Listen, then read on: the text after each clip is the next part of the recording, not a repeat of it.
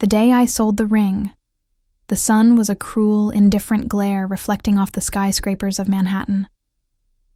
It was the kind of heat that made the city feel alive and angry, a perfect backdrop for the storm brewing inside me.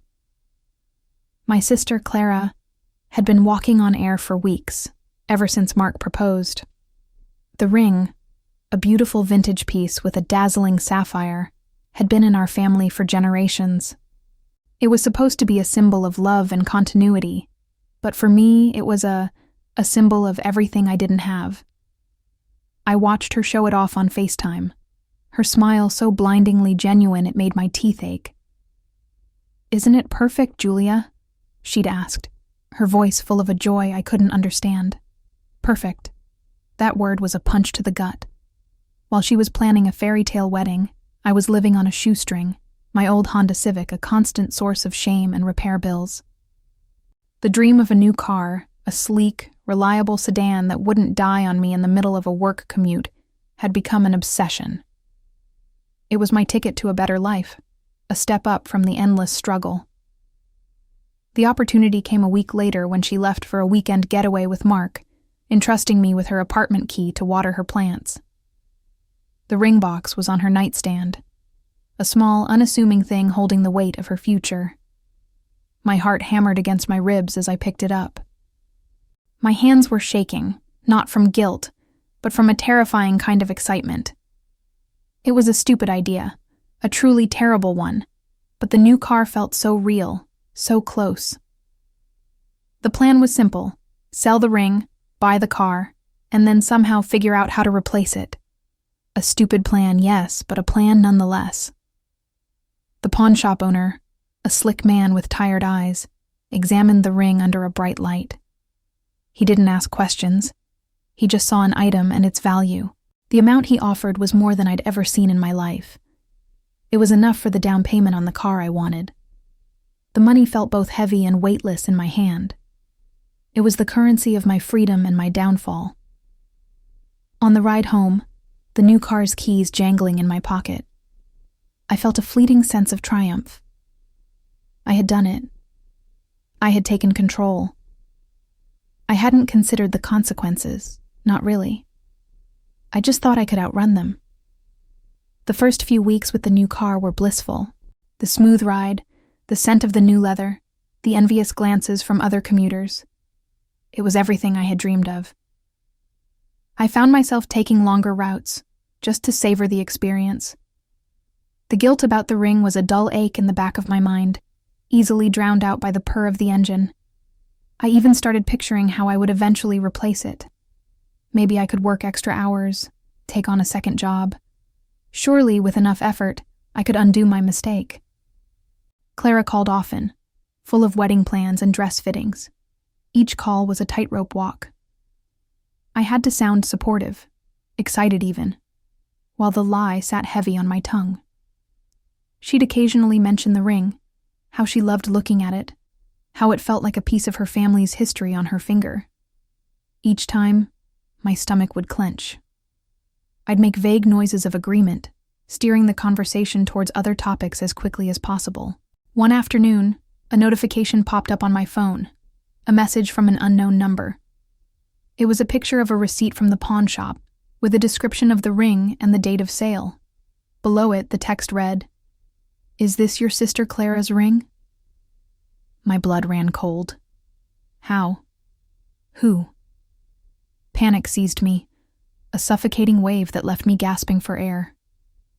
My carefully constructed world began to crumble. I tried to think logically.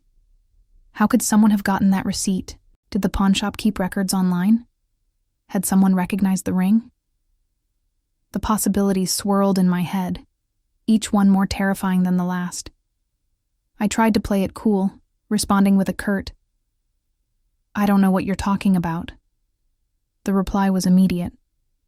"The seller's name matches your driver's license. I bought this from you last month." My heart sank. I was caught. Desperation clawed at me. I had to act fast. My first instinct was to deny everything, but the receipt was undeniable proof. I considered calling the buyer, begging him to keep quiet, offering him more money. Money I didn't have. But what would I even say? Please don't tell my sister I stole her heirloom ring. It sounded pathetic even in my own head. I thought about confessing to Clara. The image of her heartbroken face, the devastation in her eyes stopped me cold. Our relationship had always been close, despite my underlying jealousy. This would shatter her trust in me, possibly forever. The thought was unbearable, yet the alternative, the constant lying, the fear of exposure, was also eating away at me.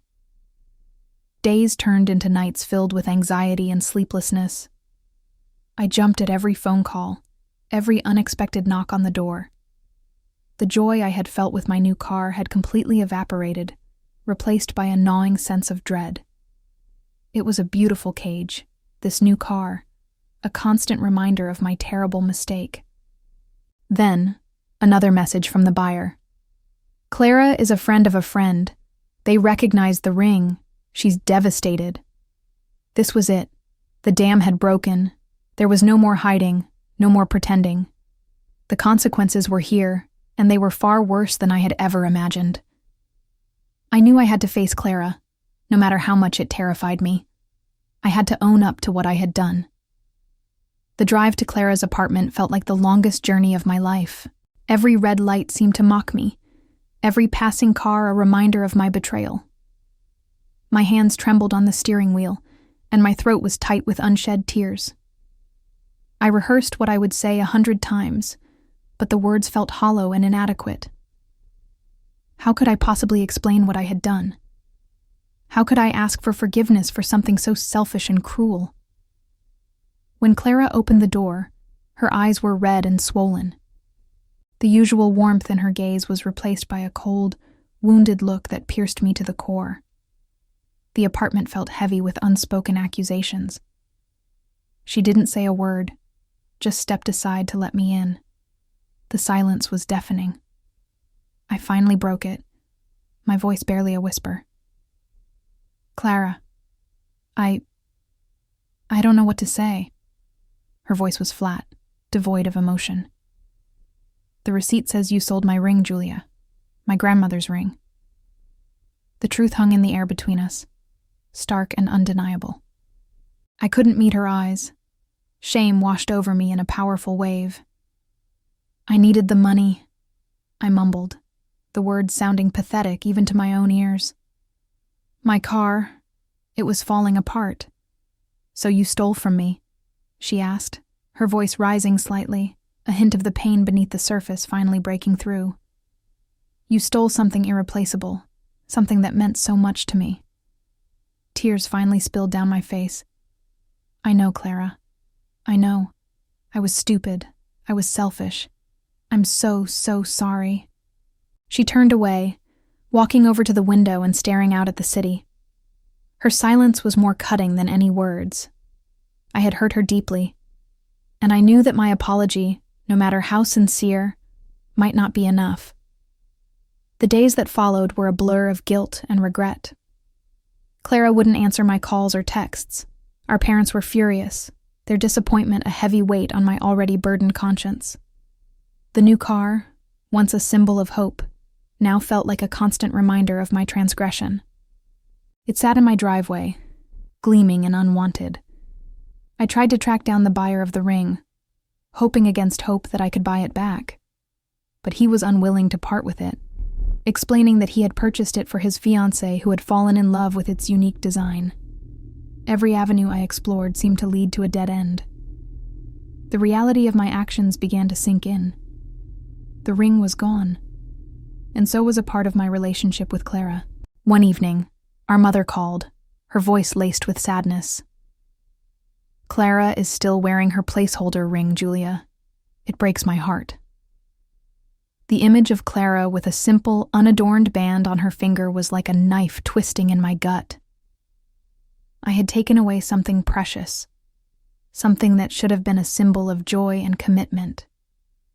I knew I couldn't just sit and wallow in my guilt. I had to do something, anything, to try and make amends.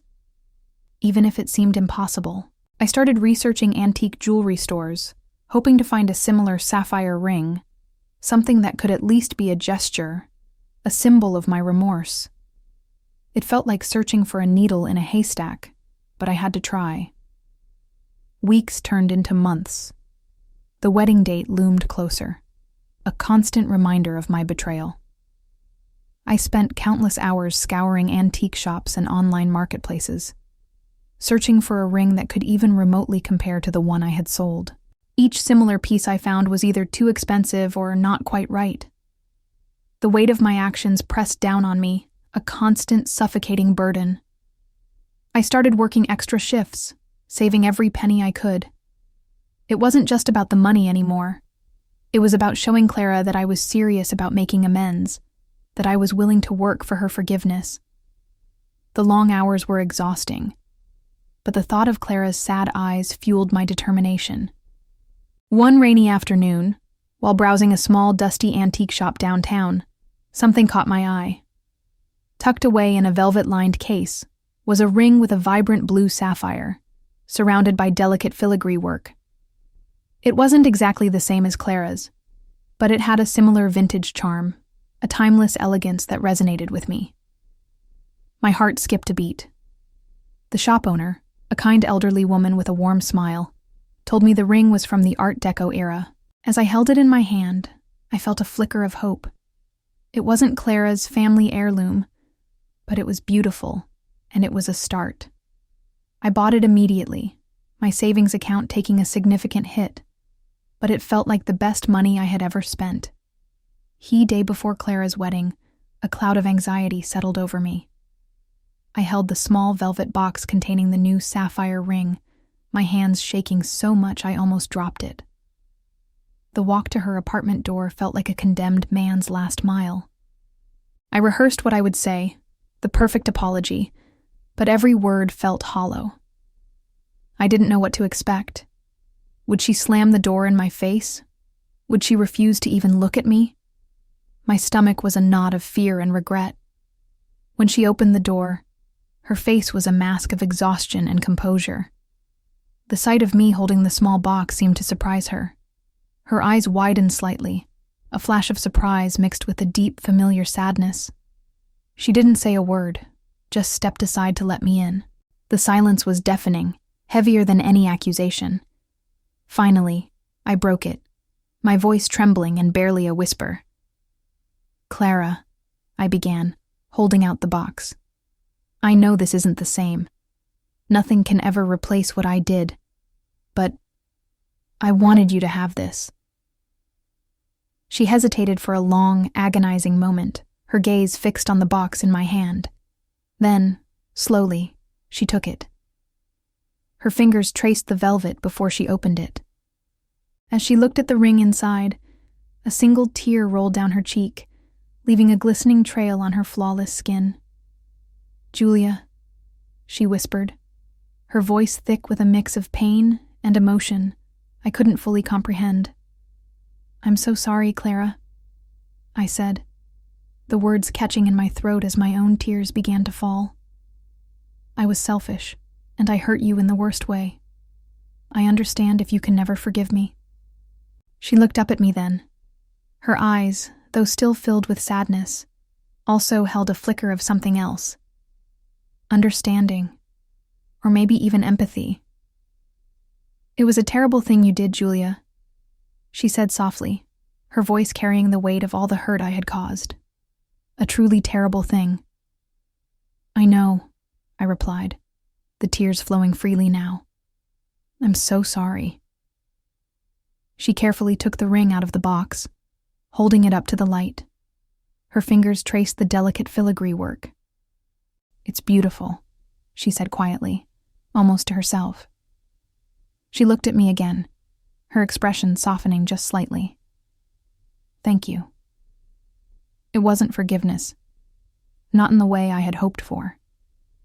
The apology hadn't magically erased the past, and I knew it would take more than a new ring to fix us. But it was a start. It was a small, fragile crack in the immense wall I had built between us, a glimmer of hope in the darkness of my guilt.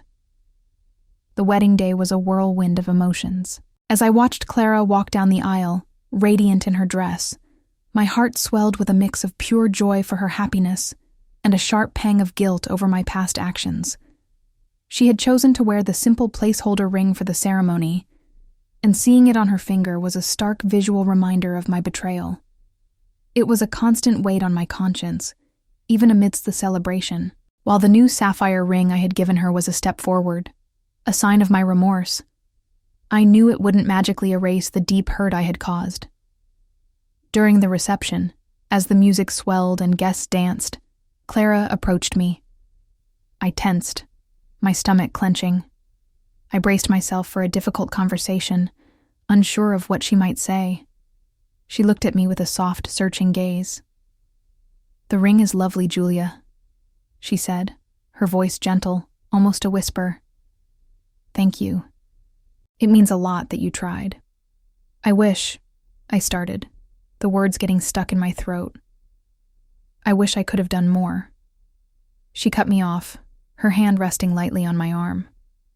"I know," she said softly, her gaze steady. "I know you do. What you did was wrong, Julia. It hurt me more than you can imagine, and I'm still angry about it. But you're my sister, and I don't want this to destroy us." Relief washed over me in a powerful, dizzying wave. I almost buckled under the weight of it. "Clara, I couldn't find the right words." "It will take time," she cautioned, her gaze steady, a mix of vulnerability and strength in her eyes. "I need time to truly forgive you. But this is a start." She gestured to the new ring, now sparkling on her right hand. A silent but significant gesture of acceptance. Over the next few months, we started to rebuild our relationship, slowly and carefully, like a fragile structure. There were still awkward silences, moments where the memory of my betrayal hung heavy in the air. We didn't talk about it directly, but it was there, a ghost between us. However, we talked. We went for coffee, and we spent time together. And with each small, normal interaction, the trust began to return. The path to reconciliation was long and winding, but for the first time in what felt like forever, I was on it. As the seasons changed, life slowly began to return to a semblance of normalcy. The knot of anxiety that had lived in my stomach for months finally started to loosen. I continued to work hard, saving every penny I could, not just for myself, but with the unspoken goal of someday, somehow, contributing to replacing the original family heirloom. The guilt still lingered, a shadow in the corners of my mind, but it was no longer the all-consuming, suffocating burden it once was. Clara and I were talking regularly, our conversations regaining some of their old ease. We were back to gossiping about our friends, sharing silly memes, and catching up on our week. It felt like a small miracle. One afternoon, I was at my desk when my phone buzzed with a text from Clara. The message was simply, "Call me. You won't believe this." A little nervous, I stepped outside and called her.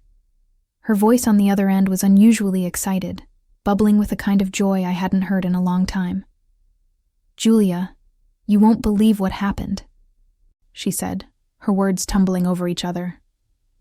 "What is it?" I asked, a little nervous. "Mark's parents just gifted us something incredible," she said. "An antique sapphire ring. It looks so much like Grandma's.